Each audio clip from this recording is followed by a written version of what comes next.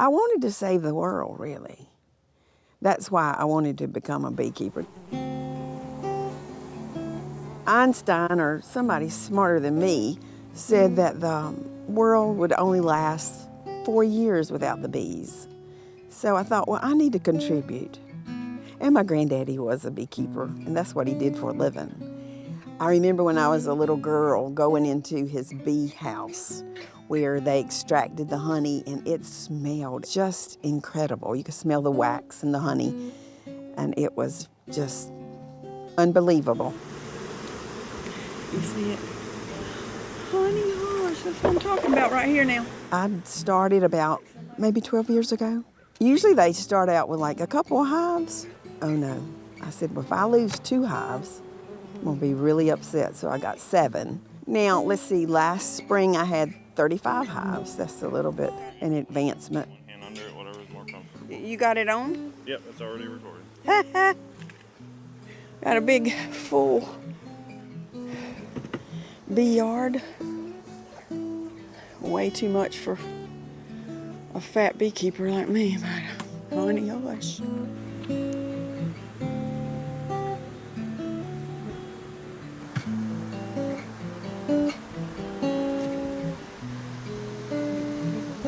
What I do is I put wax in the hives to cut down some of the work, because they would also, if I put empty frames in the hive, they would make the wax.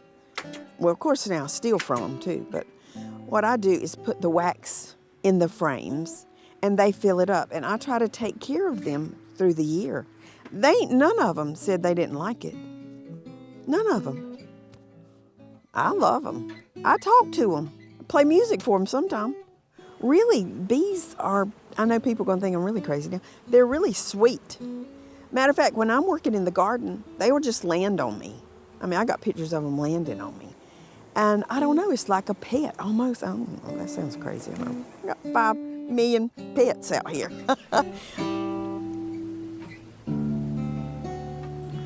Every year is a challenge. I had to have ankle surgery last May. It made me mad.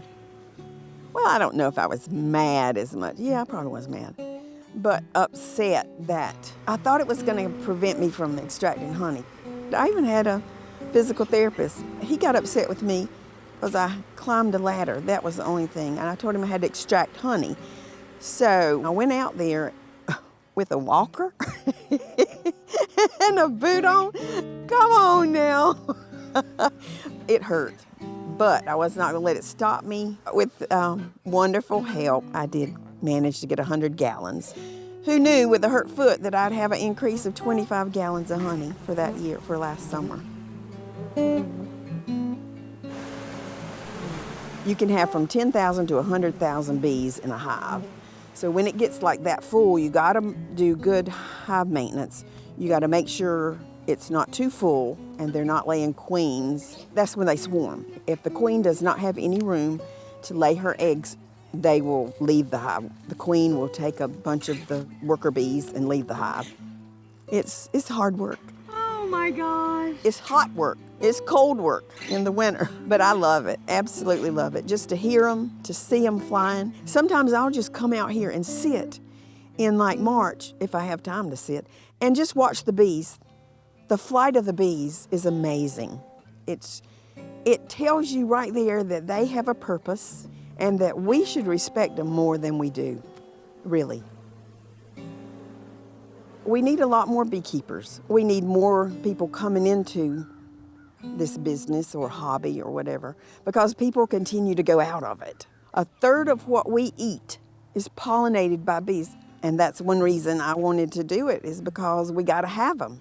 The people that think that it's against the environment, I challenge them to get a hive of bees and see how wonderful they are and the humming that they make when they're happy.